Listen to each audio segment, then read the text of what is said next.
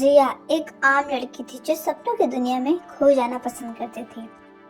लेकिन एक रात उसके मोबाइल पर अजीब सी कॉल आई। छाया नगरी तुम्हारा इंतजार कर रही है, तुम्हें आना होगा।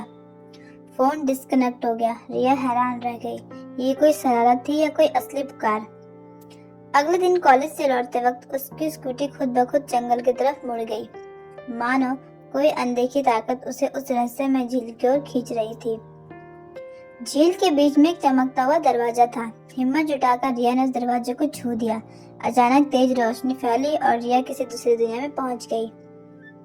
चारों ओर विशाल पेड़, काली सड़कें और हरी नीली रोशनी थी। तभी एक अजीब प्राणी उसके सामने आया। उसकी आंखों से नीली रोशनी निकल रही थी। तुम रिया हो, छाया नगरी की उम्मीद? उसने गहरी आवाज में पूछा। रिया ने घबराकर कहा, यहाँ क्या हो रहा है? मैं वापस जाना चाहती हूँ। प्राणी मुस्कुराया। यहाँ से कोई वापस नहीं जा सकता जब तक वो हमारा सबसे बड़ा रहस्य हल न कर दे।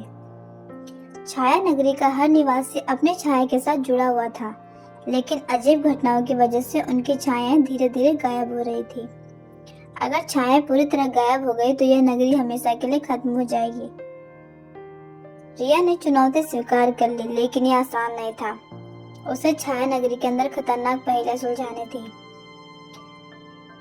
पहली उसे एक पुराने किले के पास मिली, जहाँ काले पत्थरों पर लिखा था, जिसने अपने भीतर के अंधेरे को हराया वही यहाँ की रोशनी जला सकता है।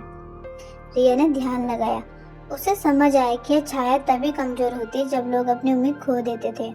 उसने नगरी के लोगों को साहस और उम्मीद की कहानियां सुनाई।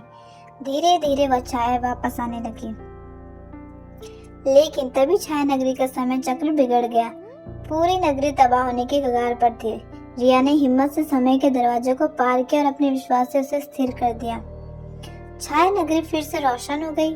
राजा ने रिया से कहा, तुम हमारी रानी नहीं, हमारी सबसे बड़ी रक्षक हो। रिया ने दरवाजे से वापस लौटते महसूस किया कि यह उसकी सबसे बड़ी जीत थी। अब वो सिर्फ एक साधारण लड़की नहीं थी, बल्कि उम्मीद की मिसाल बन चुकी थी।